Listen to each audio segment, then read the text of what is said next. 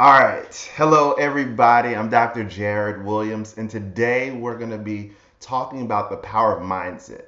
So, this is Diversity and Dentistry's way of having an accountability call on a bi monthly basis to engage students and doctors alike who are wanting to either get into dentistry or reach back and mentor others. So, the purpose of this call today is to talk about the power of mindset. And so, today, um, my guest today is gonna be I want to call you doctor. I'm just so excited. It's Igor Zengre, and he's all the way from Kiev. And so I want him to just give us some insight about who he is, why it's relevant, and we also have some students here today that are definitely want to chime in and ask questions. And I'm all about transparency. I believe that the more transparent we are, the greater things we get out of life.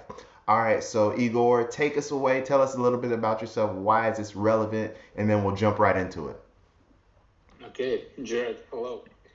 I'm so excited to be here. And first of all, I want to mention that I love communities, I love collective energy, and I'm very excited for this call. And thanks so much for having me here. Pleasure. And actually, what I want to do today is a kind of master class or a webinar where I want to share a little bit about my most interesting cases from my practice, but I also like stuff to be practical, and so I will kind of engage you and the people watching us right now live or maybe on replay into our conversation and in our work today. Absolutely. And the plan is to go into this masterclass for 45 minutes. Is this okay? That's perfect. That's perfect. I think that's gonna be a little too. It's gonna go by really quickly, as how Yeah. I feel right now. So I'm ready to rock and roll. Yeah. Let's jump into it. Yeah. Okay. Awesome. So let me So before you get started, Igor, let me just let Ashley and Kim know. Hey guys, at any time if you have any questions, jump in. There's no silly question, so just be aware of that. So go ahead. You can take us away.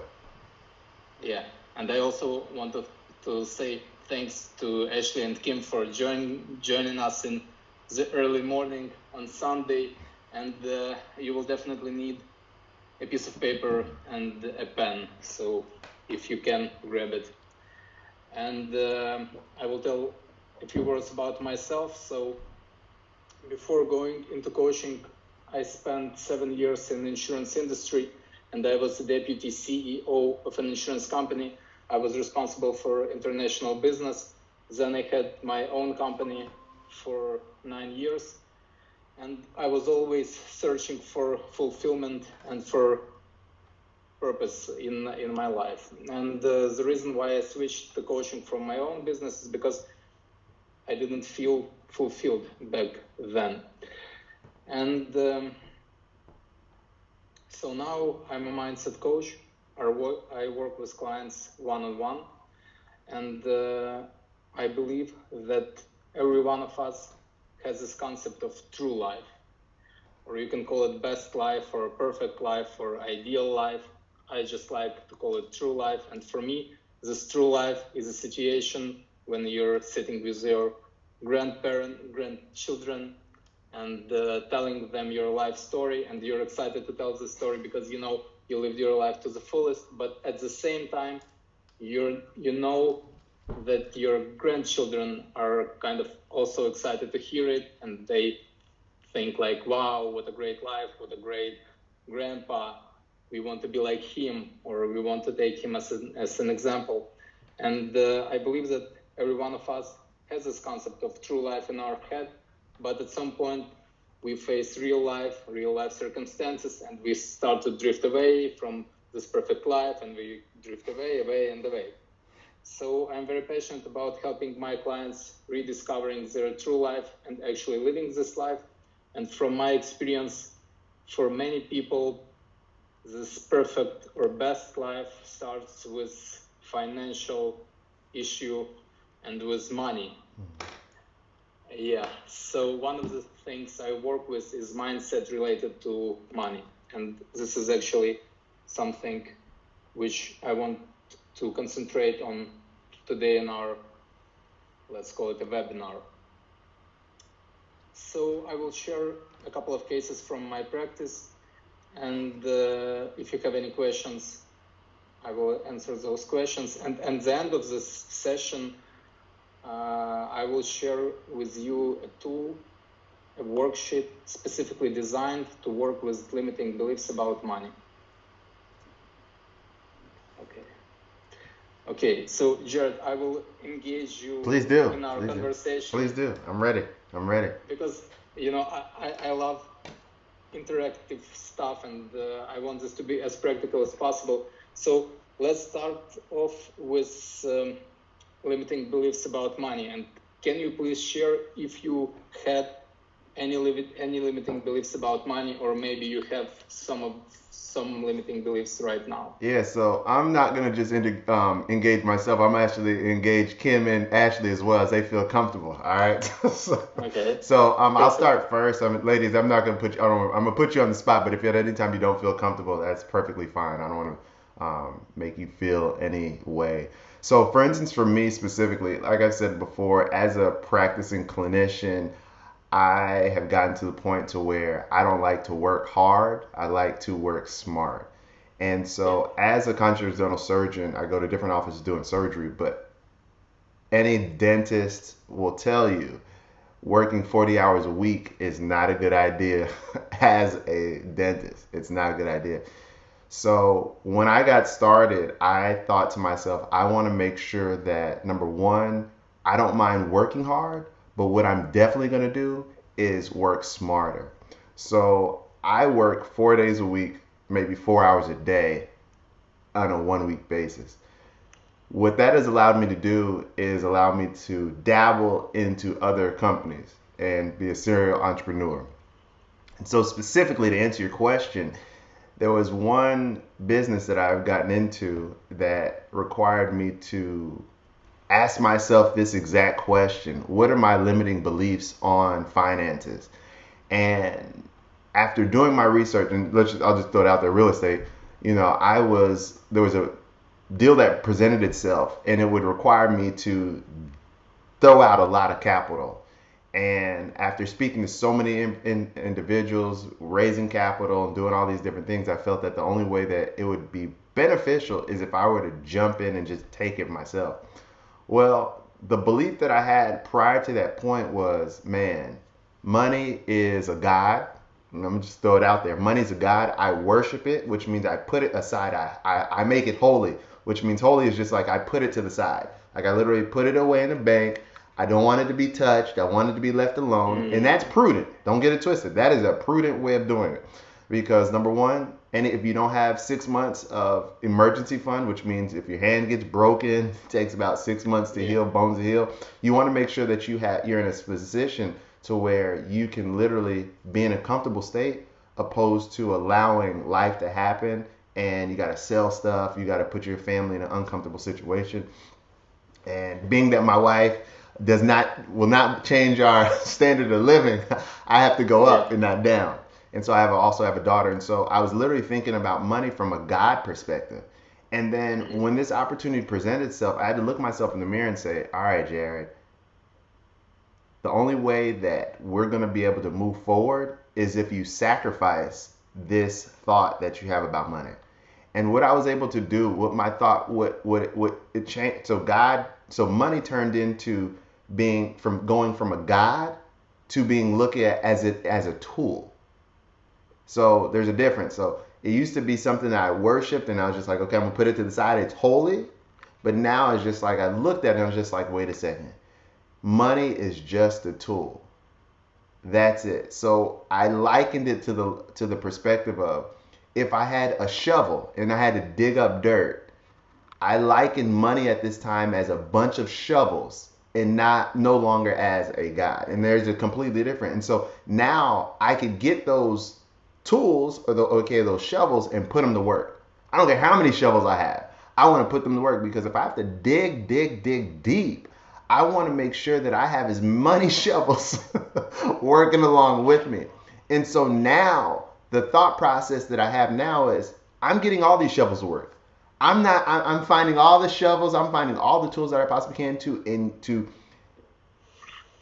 place them into the business of getting to work. And so I had a switch that turned off, and the reason why I had this switch is because I knew that if I don't put these shovels to work, my life will consistently be the exact same that it was, and I'm not going to be in that. I'm not going to be the same Jared that I was a week ago, 2 weeks ago, or even a month ago that I am today in order to get to my point. And so that was the mindset that I had, and it's unfortunate because I want to say I adopted that from my parents, and this is not me saying, "Oh, Jared, I wish you would." I'm gonna blame it on my parents. No, this is that because I have to look myself in the mirror. And so now that I've looked at, no, wait a second, money's just a tool.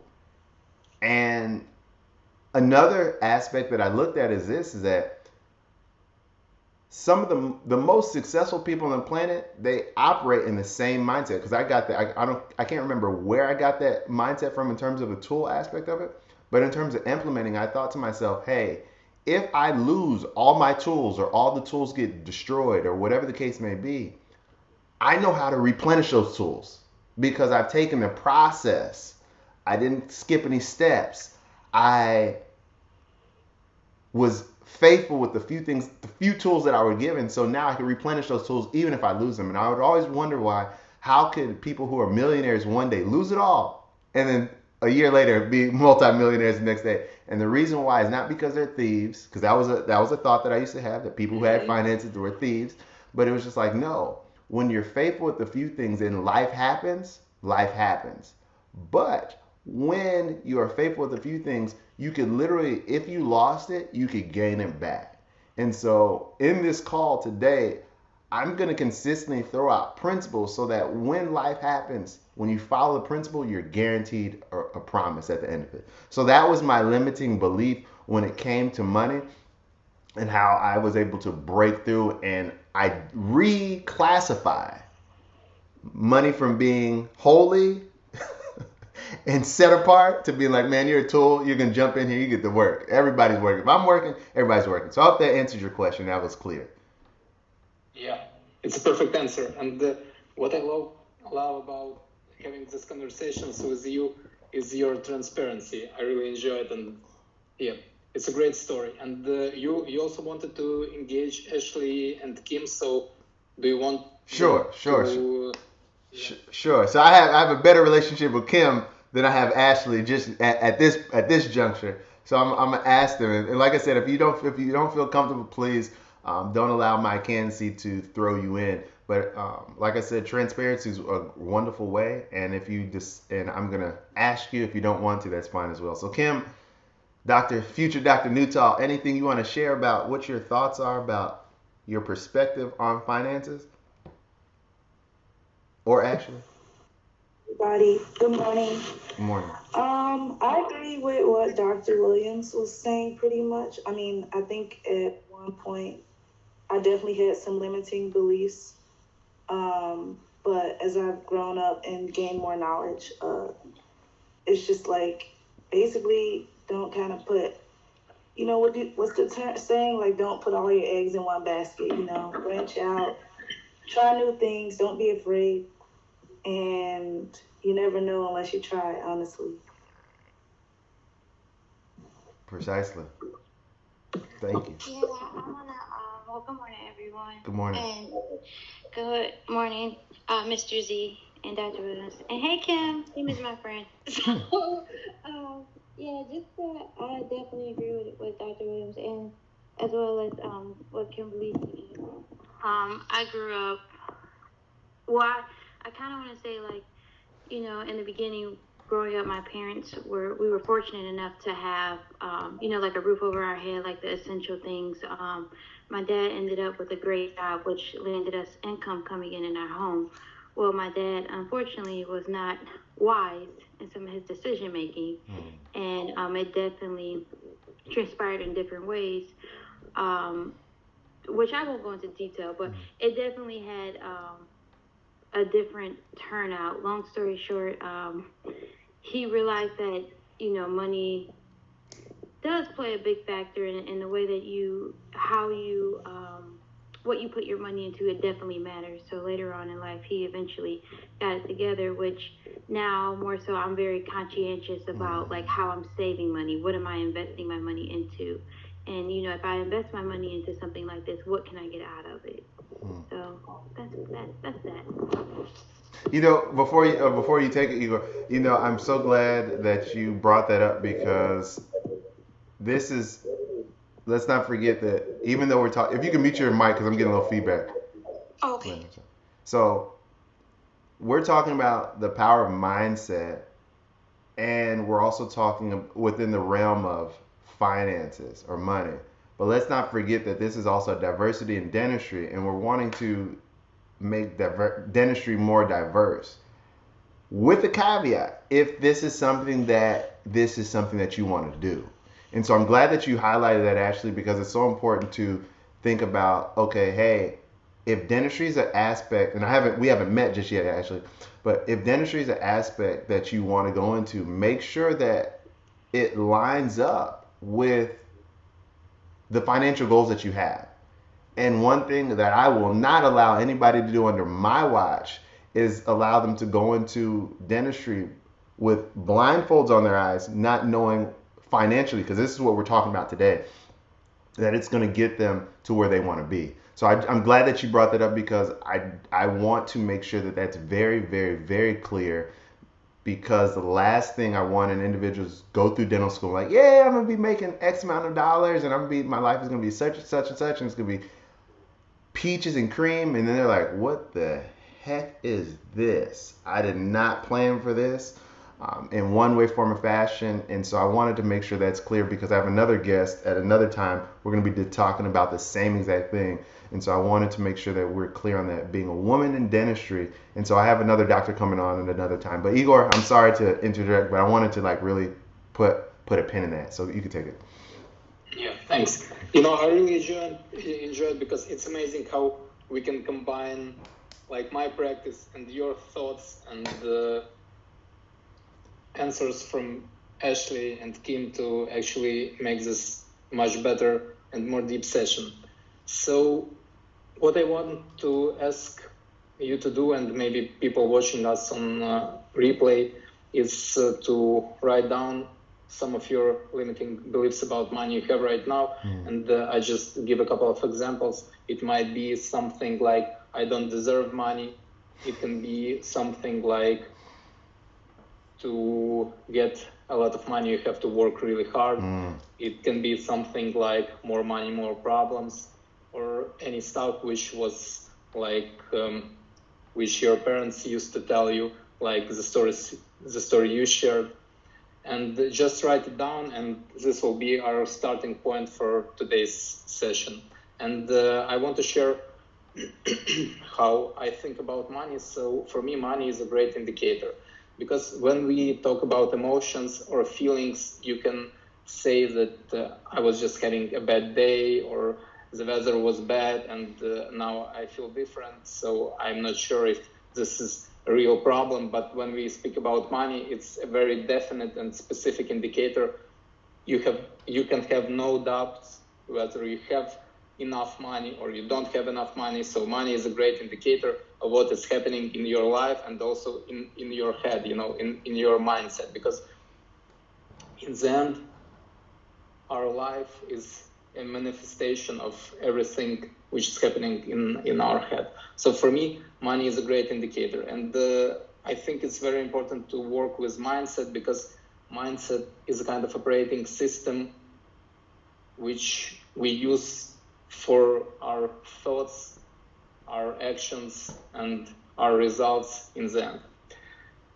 So now I want to share a couple of cases, and I think what is valuable about those cases is that they are very indicative. So you can, and illustrative. You can take those cases, and based on those stories, you can look back at yourself and see maybe yourself in some of those stories, or maybe you can get an insight about stuff happening in your head and in your life. So the first story I want to share is actually my story, and one of my limiting beliefs was that you have to work really hard to get some money.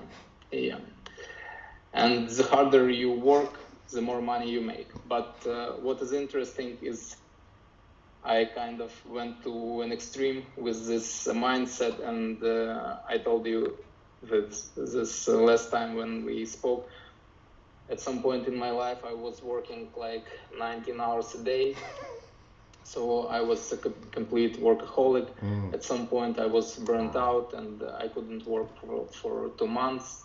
And at that point I started thinking, why this happened? Like, what is wrong with my mindset? And I discovered a very interesting thing, that in a very, very young age, I made a decision that my father's language of love was hard work. And because my father was such a huge role model for me, I wanted to kind of earn his love, and I wanted to prove that I'm worthy of his love. So I started working, and the harder I worked, it seemed to me the more my father would love me. But it ended up in the situation when I was over 30 years old. My father lived in a completely different country, and he had no idea what I was doing and how hard I was working. But I was still like running on autopilot and trying to earn my father's love. And at some point I was shocked, first of all, to discover this limiting belief in my head, and the fact that I was actually trying to earn his love. And then I realized that the mere fact of me being his son and him being my father is enough for love to exist between us. I don't need to earn his love. And so it was like one of my personal big stories, and this was the point where my own mindset shifted, because now I have this ability to go into a workaholic mode if I want to, but I don't need to be in it like 24/7. So yeah, this is my story. And what I want you to do right now, because I actually want it to be very interactive and useful for you, I want you to think about one of, or maybe the biggest goal, your biggest goal for this year, and write it down if you're watching us on replay. And if you can share it with us, Dr. Williams, I would really appreciate it. Like, can you share with us one of your, or maybe your biggest goal, if you're okay with sharing, for 2021? I don't have a financial goal. I didn't write it out for a year. I wrote it out in 4 years what my financial goal is. It doesn't have to be a financial goal. It can be any goal, like any goal you set for yourself for this year, which you think is important.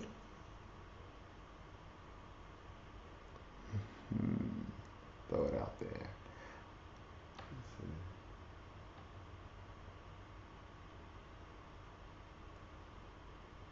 Okay, so all right. So on a reason why I keep on looking to my left is because I have on my board, and this is so important to write it down. On my board, I have this thing called a freedom number, and what I did is I wrote down my mortgage, I wrote down my wife's car, and I had a dot dot dot, and I have on the other side what is going to be an asset that's going to pay for those items. Okay. And so as of right now, the plan is to clear out my mortgage so I don't have to pay a mortgage, and also to clear out my wife's car so I don't have to pay for that. So literally have an asset, i.e. real estate, that pays for those two items. So then I no longer have to pay for my mortgage, and I no longer have to pay for my wife's car. Yeah. Okay. Thanks for sharing. And I also want to ask Ashley and Kim, if you can write it down, just think of your biggest goal for this year. It can be a financial goal, it can be a specific number, or it also can be not a financial goal, like any goal you set for yourself, which is really important for you.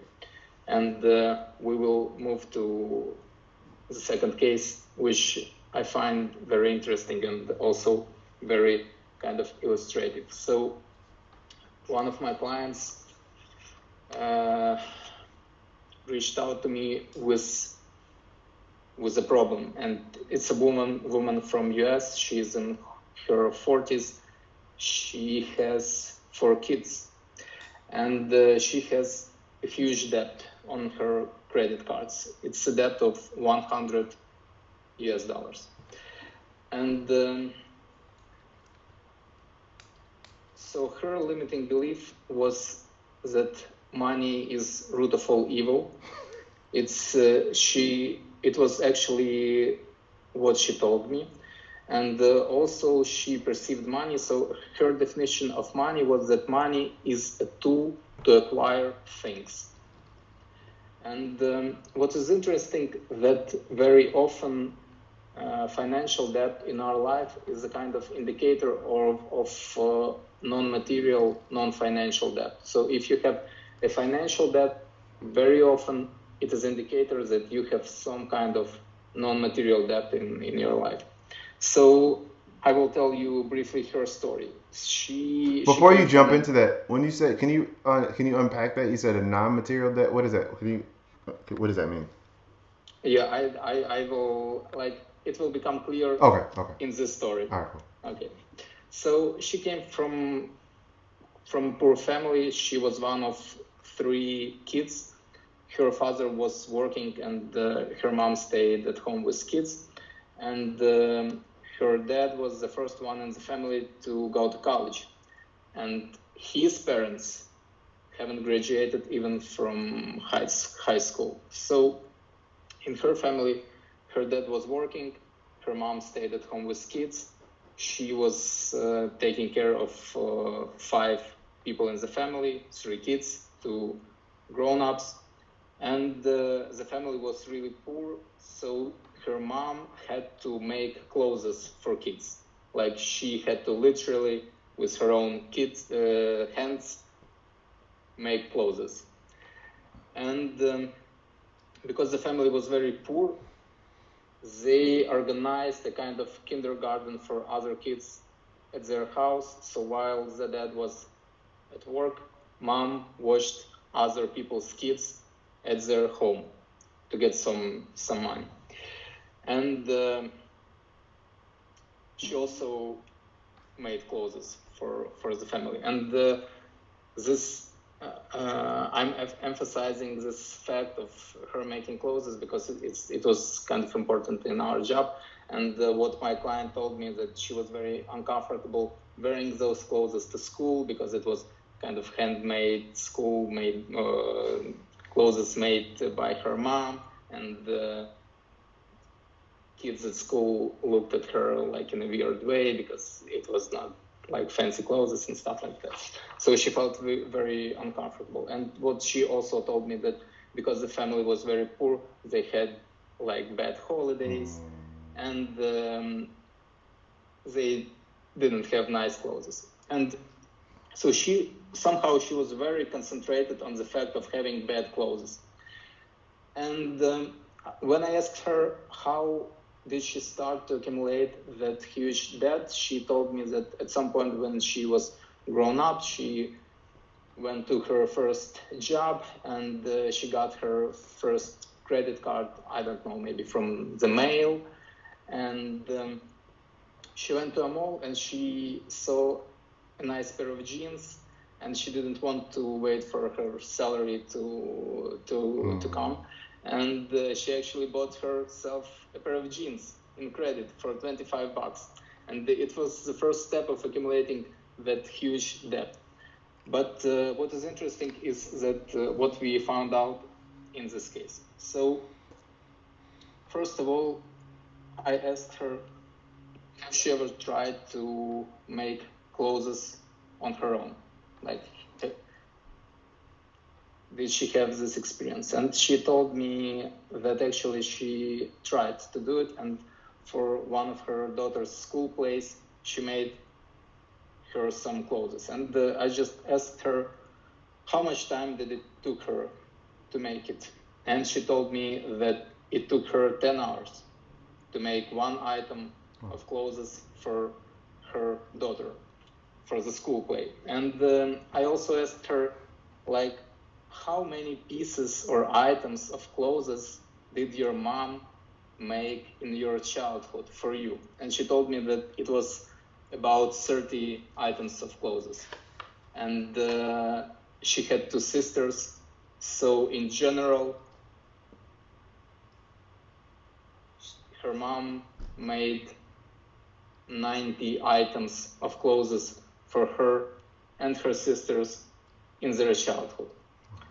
And at the moment when she answered this question, I saw how something clicked in her, because at that point she kind of realized that if it took her 10 hours to make one item of clothes, and she did it once for her daughter, and at the same time her own mom made 90 items of clothes for her and her sisters.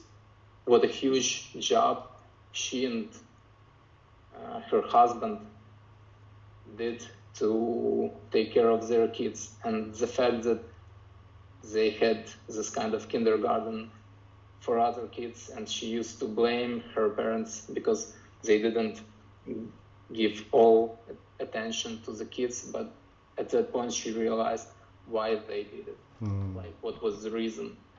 And so you can really see when something shifts in a person's mindset when you speak to a person. And at that point she realized that she should be very grateful to her parents, and answering your question, what does it mean non-material debt or non-financial debt? And in this case, it was a debt to her parents, because parents tried hard to make a good life for their kids, but in the end, they ended up with the situation where she, as a child, was not grateful for her parents and for everything they done for her. So yeah, this is one case, and I think it's very interesting because it shows how material and financial debt can be an indicator of non-material debt. So let me ask you this. What prompted her to make a change, or have a mindset shift to be like, yo, I need to reach out, because $100,000 for credit cards is pretty substantial. Yeah. So can you say it again? What is the question? So I guess because I was taking some notes, and basically the theme that's going on here is that our parents determined our mindset for finances. And Ashley mentioned it, I mentioned it, and then this young lady that you referenced mentioned it as well. And so my question was, what did it take for her to look herself in the mirror? Because I know what it took for me. I was like, I'm done with this bull crap. I ain't done. I'm not going back. So I'm not going to perpetuate this thought. So I guess what was her realization that, hey, I need to get this in the gear, because because the thing is this, I know you're probably going to get to it, but I want to like jump into it now. Is like the actual point of how do I break the mindset? How do I look at myself that, after I do this worksheet, like what's going to preempt me to want to make a change so that my environment doesn't keep me captive.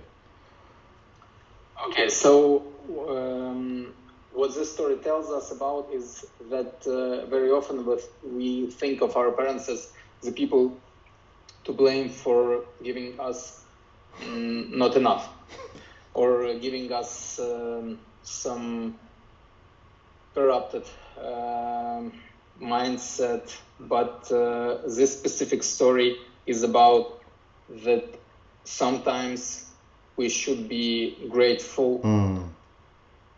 And because we are not grateful, we can accumulate debt, financial debt.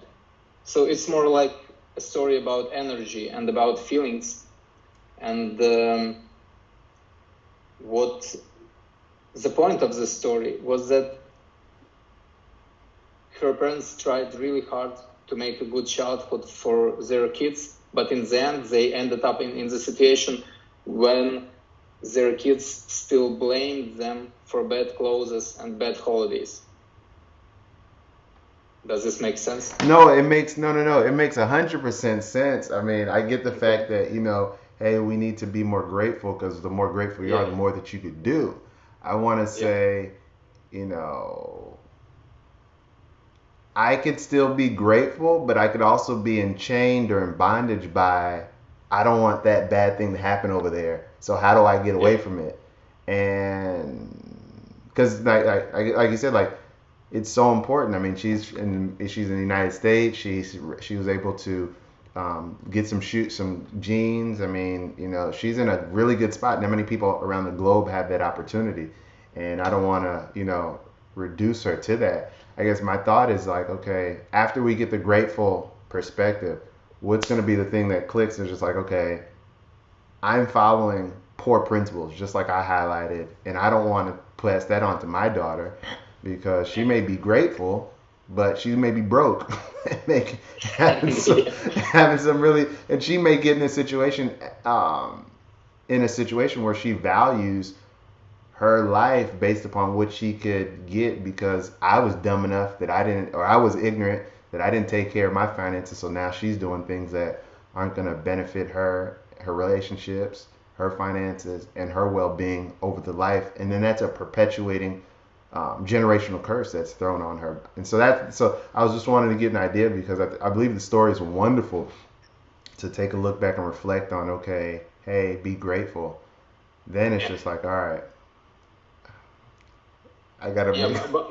But I think it would be great if you could share your principles, because you mentioned 4 principles you follow, and maybe it can be a great addition to this story and to this whole call. If you can share your 4 principles, and it can be like the second chapter of the story. Yeah, so I would say this, like I want to say, Igor, I want to say you set this stage for going to that next level because it's like without being grateful, you're cooked. Like you are cooked. Like you can't. So let me preface it. I've studied the most successful people on the planet for the last 5 or 6 years now, and there's certain principles that they follow. Period. End of story. And one of those things are one of the things that they follow is being grateful. They have affirmations that's I'm so happy and grateful that money comes to me on multiple from multiple sources on a continuous basis. That's an affirmation, gratefulness. And then they have vision boards. They have masterminds, something that we're taking place right now.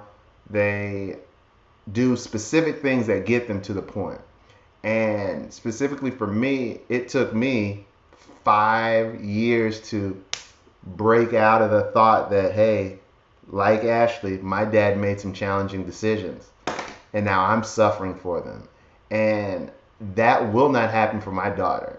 I had the thought when I was I am African American, as you can see from my skin tone.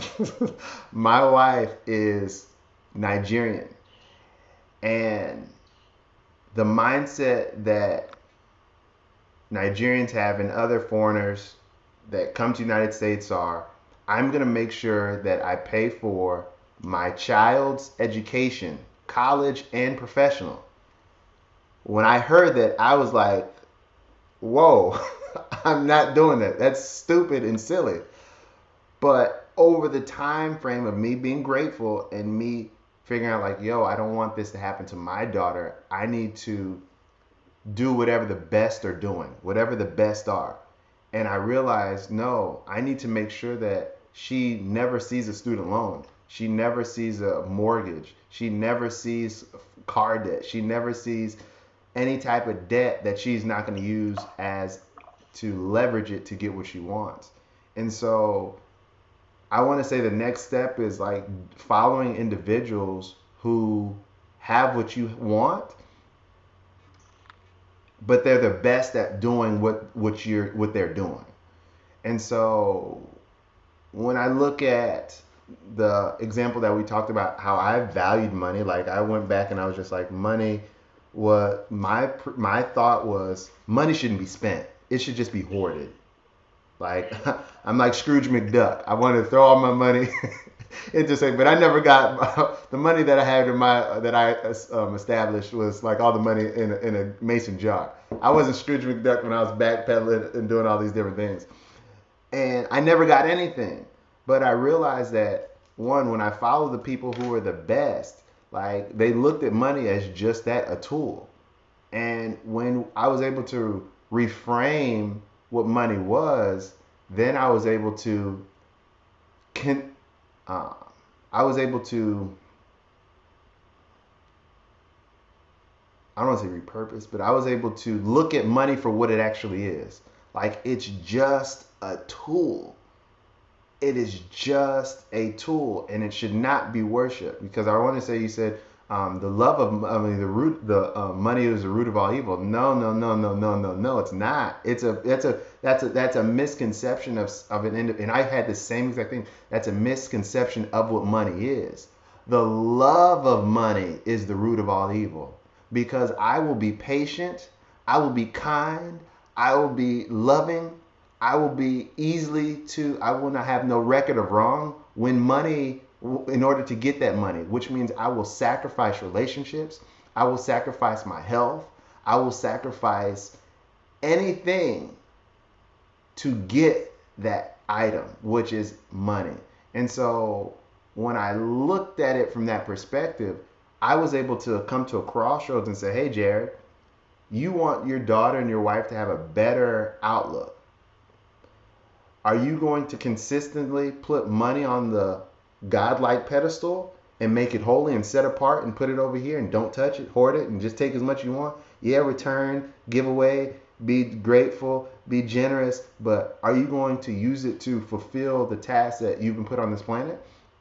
And so, like I said, what I'm referencing is like less than 48 hours ago that I'm having these conversations. I had to take a look. And so what I started doing is I started just liquidating accounts.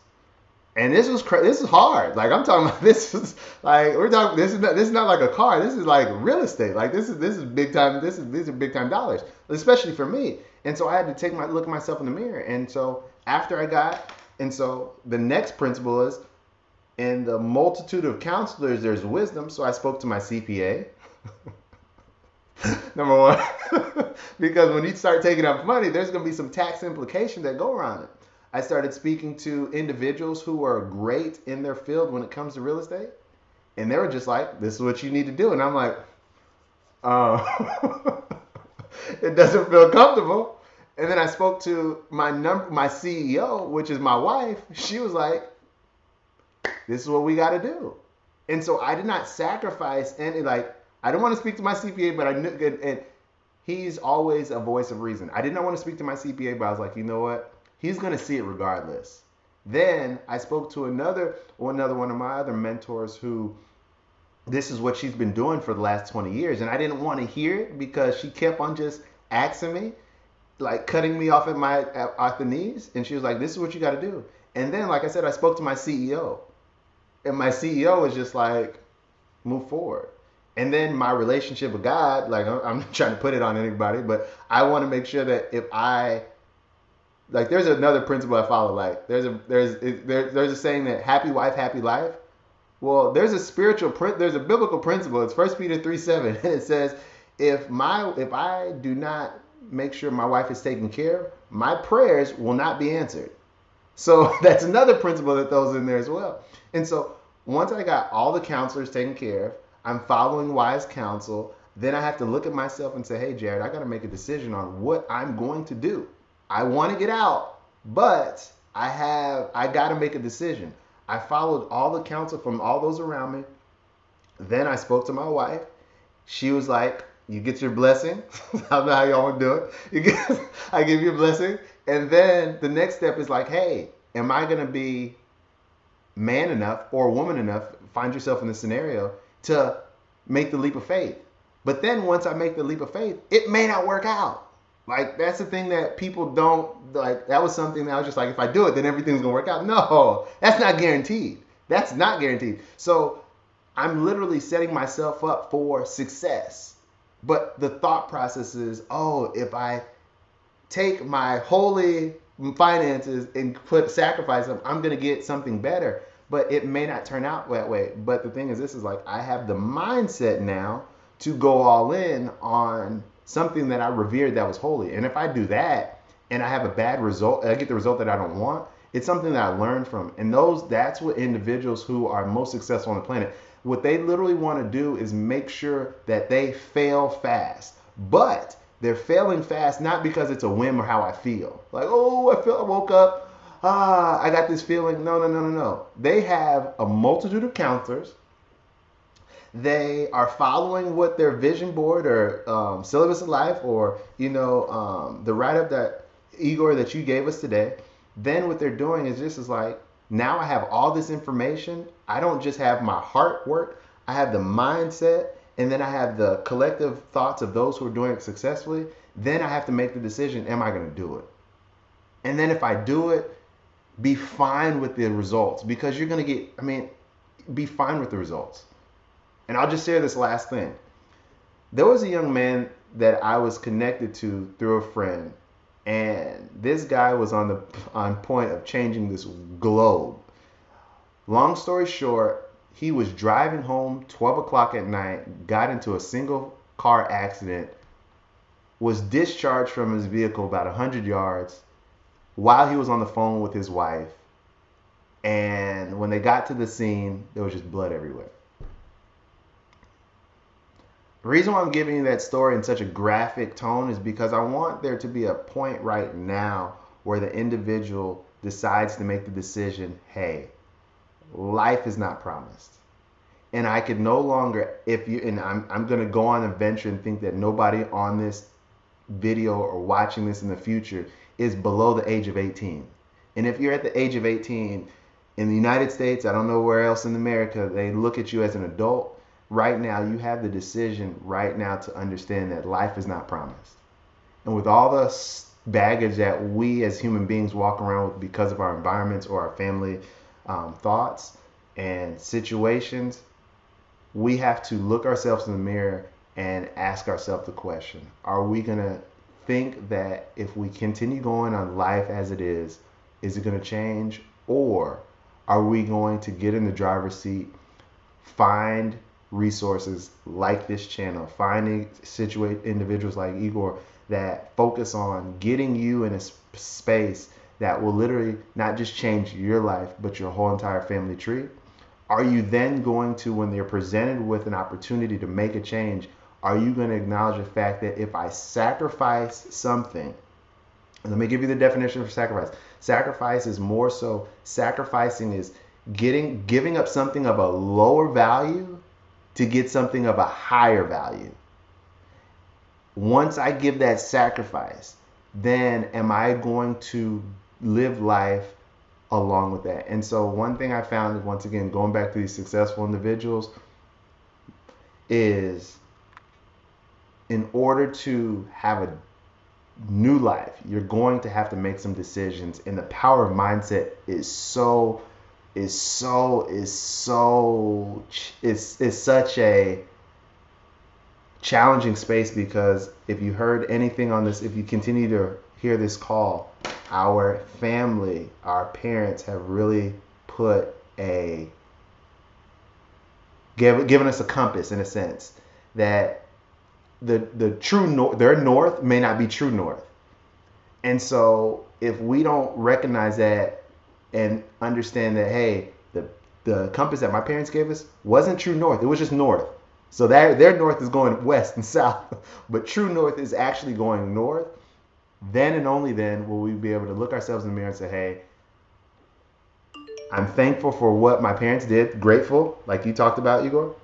And then it's just like, all right, now I got to figure out true north. Once it takes me down a path that I may not like or not familiar with, then I got to make some decisions, get around individuals who are doing what I want to do, make sure you have your bearings, and then be able to be okay with the decisions from the consequences that you make, good or bad. And after that, everything falls into place. That's a great comment, and again, I just want to mention that I really enjoy doing this call with you, because you add so much value to the whole thing, and yeah, it's awesome. And right now, I think it's a perfect moment to ask you one, and by you I mean you, and also Ashley and Kim and people who will watch us on replay. So right now we have our limiting belief about money, which we wrote down, and we have our goal. And right now I want you to think about how your limiting belief about money affects the process of achieving your goal. Like, just think about it. You don't have to answer it, or you don't have to make any conclusion or decision right now, but just acknowledge that you have a limiting belief in some or another form. You have your big goal, and just think about how this limiting belief affects the process of you achieving your number one goal. And again, I really appreciate your comments and you adding value to this whole thing. And I want to move to our third case I want to share with you. So my client is from Australia, and she is in her 50s, and she works for a charitable organization, and her limiting belief was that money is evil and dirty. This is the exact words. This money is evil and dirty. And also that people who have a lot of money are unhappy and depressed. And when I work with clients, before going into coaching, I try to find out as much information which I think is valuable for our future work about the clients. So I go to their Facebook pages, Instagram pages, and just look to find some insights. And sometimes you can find some really valuable stuff. So on her Facebook page, I found a post saying the following phrase: "True fulfillment doesn't come from what we get, but it comes from what we give." And somehow this phrase just caught my attention, and so let's just remember this phrase: true fulfillment doesn't come from what we get, it comes from what you give. So this client, she was working for 15 years for a charitable organization. She also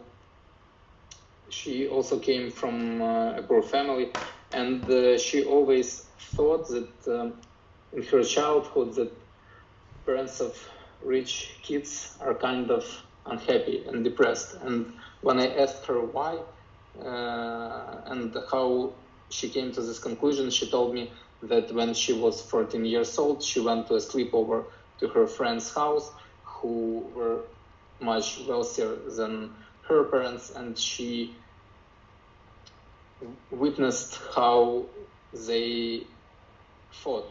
And it's always interesting for me that at some point of life we can come to some conclusion and make a decision, and then throughout our future life we kind of operate on autopilot without revising this decision, and this decision might affect our whole mindset.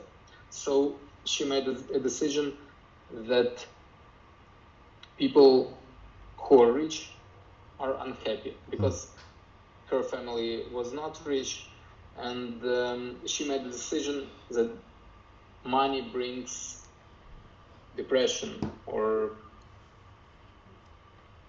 makes you unhappy. And what is interesting is when you think that something brings you pain, and if this thing is money, would you want to have some more pain in your life, you know? And obviously you don't. And the story of my clients is a confirmation that mindset actually affects your thoughts and your decisions and your actions and your results, because in her life she was always avoiding money and trying to get rid of money as soon as she got it. And even the fact that she worked in a charitable organization for 15 years, which is a non-profit organization, is kind of a confirmation of this type of mindset. And the thing is, it is very not easy to see those things in your own life, because you need someone else to look at those stories to give you a direction and to give you those insights. So her limiting belief was that money is evil and dirty, and people who are wealthy are depressed and unhappy. And I want to share with you how we resolved this situation. So she worked for a charitable organization, and I asked her what was her biggest project in that charitable organization. And she shared with me that in Australia they have native tribes living in Australia, and one of the biggest projects she had is the project which involved archaeologists, and they went to discover some stone tools within a tribal community. And I asked her what made this project happen? What was the reason for this project to be implemented? And she shared with me that a very wealthy family donated some amount of money, and it was a lot of money, and this made it possible for this project to be implemented. And she also told me that they went for 2 weeks to this tribal community and spent 2 weeks with them and archaeologists in a search for stone tools. So we made a conclusion that it was a kind of a sleepover, similar to the ones she had in her childhood, but now it was a completely different sleepover, because she went to this tribal community with those people who donated the money. And I asked her, were they unhappy or depressed? And she told me that it was a completely different story. Those people felt blessed, they was very fulfilled, they had a purpose in life. And it's also interesting that when she answered this question, I could see that something again clicked in her, because maybe for the first time in her life she kind of revised her limiting belief that rich people are depressed or unhappy. And within our conversation, I realized that fulfillment was very important for her. It was a word she kept on repeating, like, I want to feel fulfilled. And I asked her what was the resource that made all this happen, the whole project. And she told me that it was money. And I asked her, so can you give me a kind of a new definition of money which you have right now? And she told me that for the first time in my life, I realized that money is fulfillment, because money was a resource to make this project happen. And what was very interesting and exciting for me, that after realizing that money was equal to fulfillment, she actually started crying, and I could see that it was a very emotional moment for her. So yeah, this is the case I wanted to share with you to give you an idea how our mindset can affect our thoughts and our decisions and our results. Yeah. I'm sorry. Yeah, nah, that's so true. And I'm so glad that you brought these items up today because I believe one of the greatest superpowers that we could have is awareness.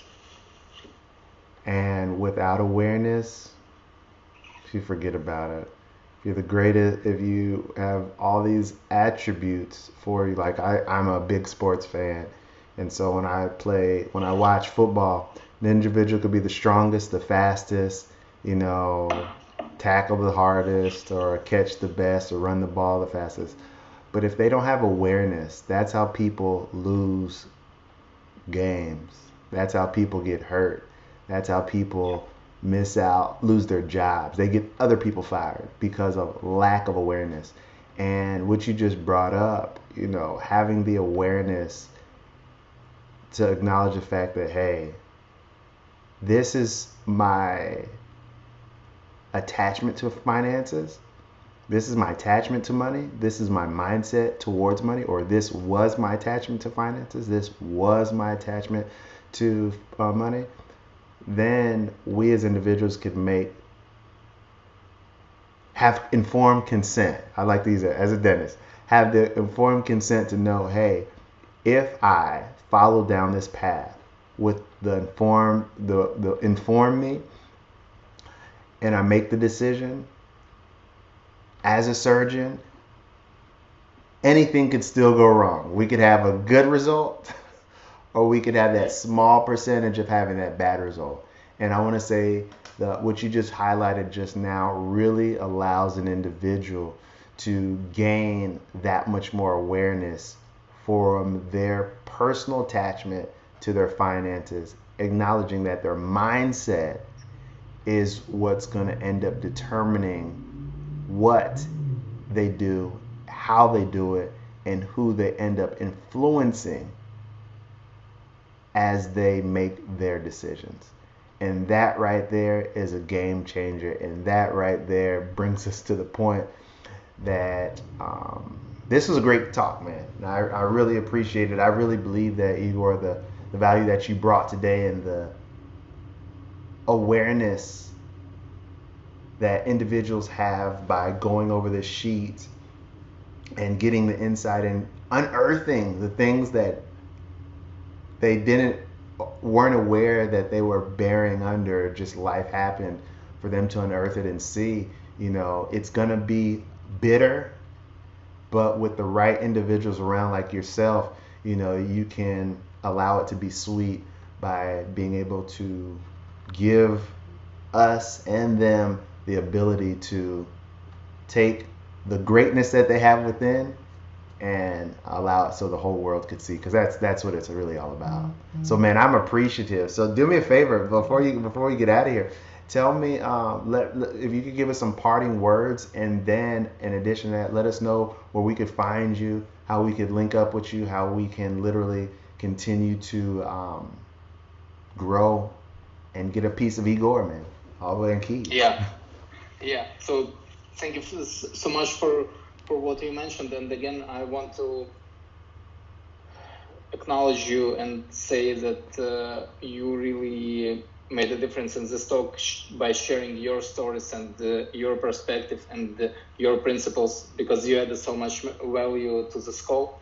And to summarize everything we spoke about today, like what I wanted to communicate in general, that our limiting beliefs about money or about any other area or specific thing in our life affects our results and decisions and actions. So I have a worksheet which can help people watching us and people in the group to work with their own limiting beliefs about finances and money.